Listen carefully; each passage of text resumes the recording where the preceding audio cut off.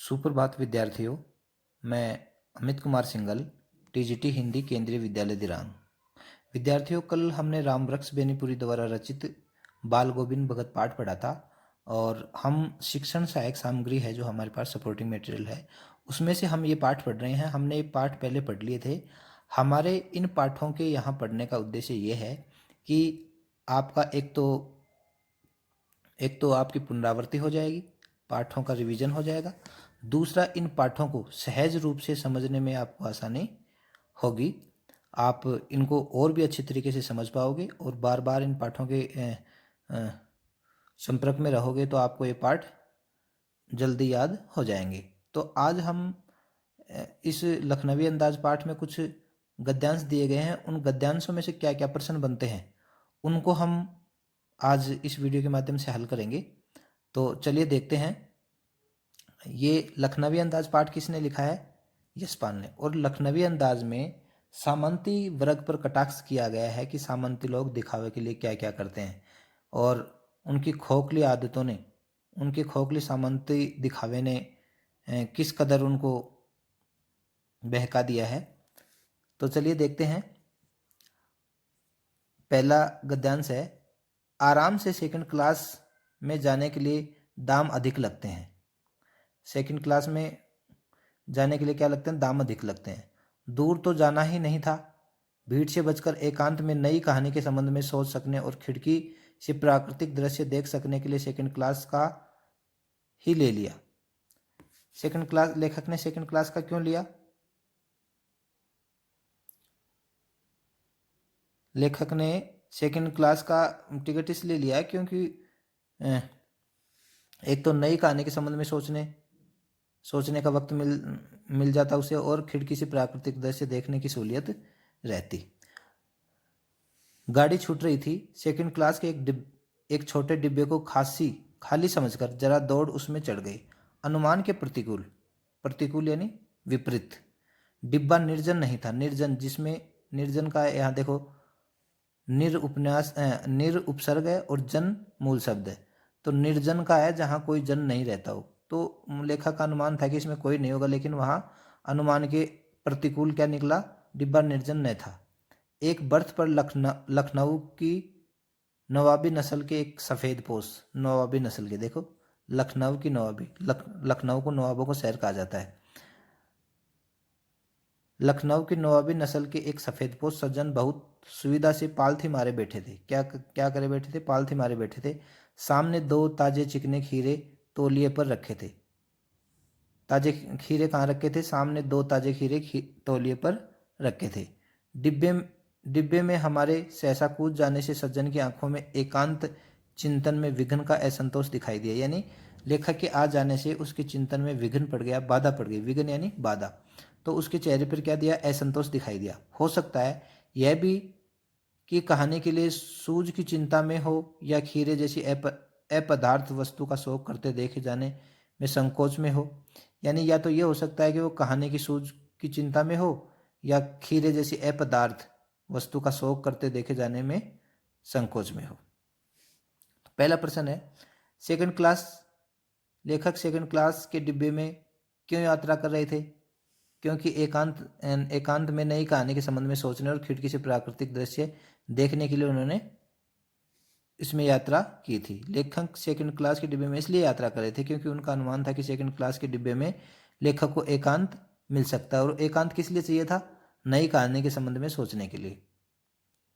लेखक को डिब्बे में चढ़ने पर नवाब साहब की क्या प्रतिक्रिया हुई? लेखक के डिब्बे में आने से उस डिब्बे में पहले से बैठे हुए नवाब साहब को अच्छा नहीं लगा। वे उसकी आंखों में चुभने, उससे आंखें चुराने लगे। कौन? नवाब साहब। यानी नवाब साहब का एकांत में खलल पड़ गया। सहसा कूद जाने का क्या तात्पर्य है? सहसा कूद जाने का आशय अचानक तीव्रता से प्रवेश करना। यहाँ अचानक तीव्रता से प्रवेश कौन करता है? लेखक करता है। कहाँ? डिब्बे में, सेकंड क्लास डिब्बे में, जहाँ सफ़ेदपोश लखनवी नवाब बैठे हुए हैं।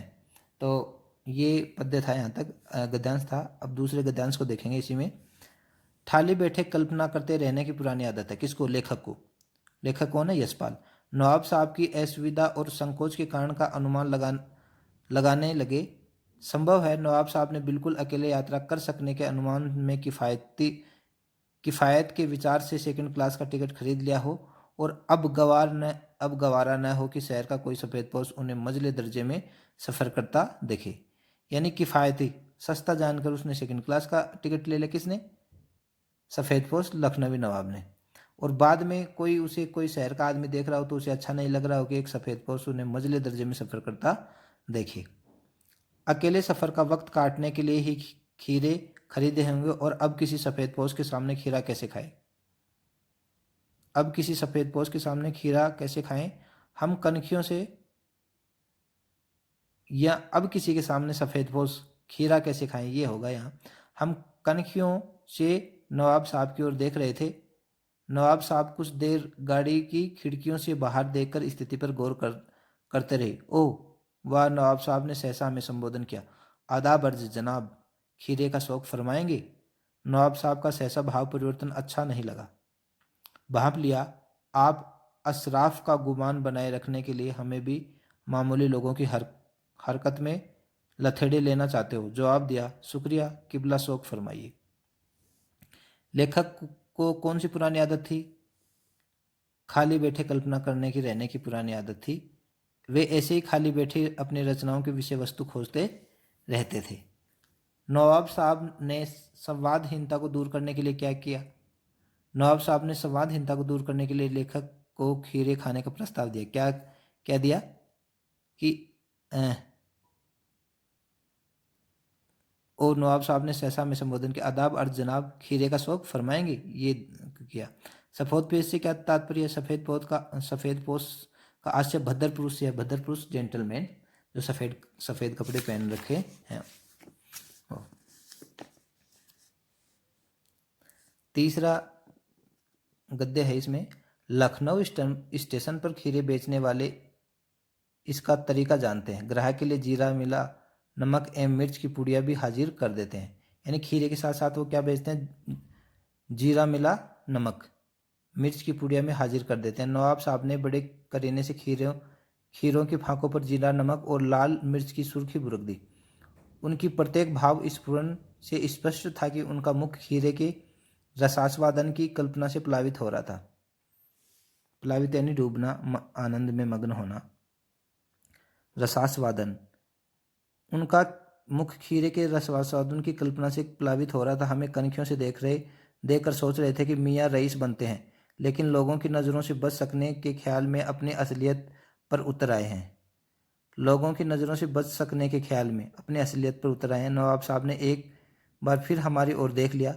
वल्लाह शौक कीजिए, लखनऊ का बालम खीरा है। खीरा कौन सा है? लखनऊ का बालम खीरा। नमक मिर्च छिड़क जाने के से ताजे खीरे की पनियाती फांके देखकर मुंह में पानी जरूर आ रहा था। पनियाती फांके देखकर मुंह में क्या आ रहा था? पानी आ रहा था, लेकिन इनकार कर चुके थे। आत्मसम्मान निभाना ही उचित समझा, उत्तर दिया, शुक्रिया, इस तलब महसूस नहीं हो रहा। मैदा भी कमज़ोर है। मैदा नहीं, पाचन क्षमता भी कमज़ोर है। किबला शौक फरमाइए। लखनऊ स्टेशन पर खीरा बेचने वालों की क्या विशेषता है? लखनऊ स्टेशन पर खीरा बेचने वाले ग्राहकों के लिए जीरा मिला नमक एवं मिर्च की पुड़िया भी हाजिर कर देते हैं। ये पहली पंक्ति में है। ग्राहक के लिए जीरा मिला नमक एवं मिर्च की पुड़िया भी हाजिर कर देते हैं। कहाँ? लखनऊ स्टेशन पे। कौन सा खीरा बेच रहे हैं? बालम खीरा। नवाब साहब के हाव भाव से क्या पता चल रहा था? नवाब साहब के हाव भाव से पता चल रहा था कि वे खीरे खाने के लिए लालायित थे, लेकिन लोगों की नज़रों से बचने के ख्याल में अपनी असलियत पर उतर रहे थे। यानी वो खीरा खाने के चक्कर में थे। इच्छा होते हुए भी लेखक ने खीरा खाने के लिए मना क्यों कर दिया? संकोच के कारण इच्छा होते हुए भी लेखक ने खीरा खाने के लिए मना कर दिया, क्योंकि वो अपना आत्मसम्मान बनाए रखना चाहते थे। आत्मसम्मान निभाना ही उचित समझा, लेकिन पहले इनकार कर चुका था लेखक, इसलिए उसने खीरा खाने के लिए मना कर दिया। अब इसमें से प्रश्न है, लघुत्तरात्मक प्रश्न है। नवाबों में एक विशेष प्रकार की नफासत और नजाकत देखने को मिलती है। लखनवी अंदाज पाठ के आधार पर स्पष्ट कीजिए। नवाब सदा से एक विशेष प्रकार की नफासत और नजाकत के लिए मशहूर है। ये देखिए उर्दू भाषी शब्द हैं, उर्दू फारसी संबंधी शब्द हैं, नफासत और नजाकत। लखनवी अंदाज पाठ में नवाबों की इस नफासत और नज़ाकत का उदाहरण मिलता है। किस पाठ में मिलता है? लखनवी अंदाज में। लखनवी अंदाज पाठ किसने लिखा है? यशपाल ने। नवाब साहब खीरे खाने के लिए यत्नपूर्वक तैयारी करते हैं। खीरा काटकर उन पर नमक मिर्च लगाते हैं, किंतु बिना खाए ही केवल सूंघ कर रसास्वादन कर खिड़की से बाहर फेंक देते हैं और फिर इस प्रकार लेट जाते हैं जैसे इस सारी प्रक्रिया में बहुत थक गए हों। वो क्या करते हैं? खीरे काटकर उन पर नमक मिर्च लगाते हैं, किंतु बिना खाए केवल सूंघ कर रसास्वादन कर खिड़की से बाहर फेंक देते हैं और फिर इस प्रकार लेट जाते हैं जैसे इस प्रक्रिया में बहुत थक गए हों। ऐसे नफासत और नजाकत नवाबों में दिखाई देती है। देखो वो दिखावा कर रहा है ना, नवाब क्या कर रहा है? दिखावा कर रहा है अपने वीआईपीपन का। प्रश्न नंबर 2 है, आपके विचार में नवाब साहब ने नमक मिर्च खीरे की फाकों को खिड़की से बाहर क्यों फेंक दिया? नवाब साहब ने नमक मिर्च लगे खीरों की फाकों को खिड़की से बाहर इसलिए फेंक दिया होगा क्योंकि वे लेखक के सामने खीरे जैसी सामान्य वस्तु का शौक फरमाने में संकोच का अनुभव कर रहे होंगे। अपने खानदानी रईसी और नवाबी का प्रदर्शन करने के लिए उन्होंने खीरे की फांके फेंक दी। अपने खानदानी रईसी और नवाबी का प्रदर्शन करने के लिए क्या क्या उन्होंने? अपने खानदानी रईसी और नवाबी का प्रदर्शन करने के लिए खीरों की फांकों को बाहर फेंक दिया, क्योंकि वे लेखक के सामने खीरे जैसी सामान्य वस्तु का शौक करने के में संकोच का अनुभव कर रहे थे। कौन? नवाब साहब। लखनवी अंदाज पाठ में किस पर और क्या व्यंग्य किया गया है? सबसे मोस्ट प्रश्न है एग्जाम की दृष्टि से भी महत्वपूर्ण प्रश्न है। लखनवी अंदाज पाठ में नवाब साहब के माध्यम से समाज के उस सामंत वर्ग पर व्यंग्य किया गया है। किस पर? सामंती वर्ग पर व्यंग्य किया गया है, जो वास्तविकता से बेखबर एक बनावटी जीवन शैली का आदी है। वास्तविकता से तो बेखबर और बनावटी जीवन पे क्या है? जीवन शैली का आदी है। नवाब साहब द्वारा अकेले में खीरे खाने का प्रबंध करना और लेखक के आ जाने पर खीरों को सूंघकर खिड़की से बाहर फेंक कर अपनी नवाबी रईसी पर गर्व करना, अनुभव करना इसी दिखावे का प्रतीक है। समाज में आज भी ऐसी दिखावटी संस्कृति दिखाई देती है। देखिए नवाब साहब खीरा तो खाना चाहते हैं, लेकिन लेखक को देखकर वो खीरा खाने का वो विचार बदल देते हैं और खिड़की से उनको सूंघकर भगा देते हैं। क्यों? ऐसा क्यों है कि वो ये सोचते हैं कि लेखक ये सोचेगा कि छोटी सी चीज़ के लिए कितने वो कर रहे हैं, छोटी सी चीज़ के लिए कितने लालायित हैं। बिना विचार घटना और पात्रों के क्या कहानी लिखी जा सकती है? लेखक के इस विचार में आप कहाँ तक सहमत हैं? हम लेखक के इस विचार से बिल्कुल भी सहमत नहीं है। बिना विचार घटना और पात्रों के भी कहानी लिखी जा सकती है। किसी भी कहानी के लिए उसकी आत्मा होती है कथानक, एवं अनिवार्य रूप से किसी विचार या घटना पर आधारित होता है जिसे पात्रों के माध्यम से अभिव्यक्त किया जा सकता है। ये पात्र और घटनाएं वास्तविक भी हो सकते हैं और काल्पनिक भी, किंतु इनके अभाव में कहानी की कल्पना भी नहीं की जा सकती। कहानी के मुख्य अवयव होते हैं क्या होता है? कथानक, पात्र, संवाद, भाषा, ये कहानी के मुख्य अवयव होते हैं।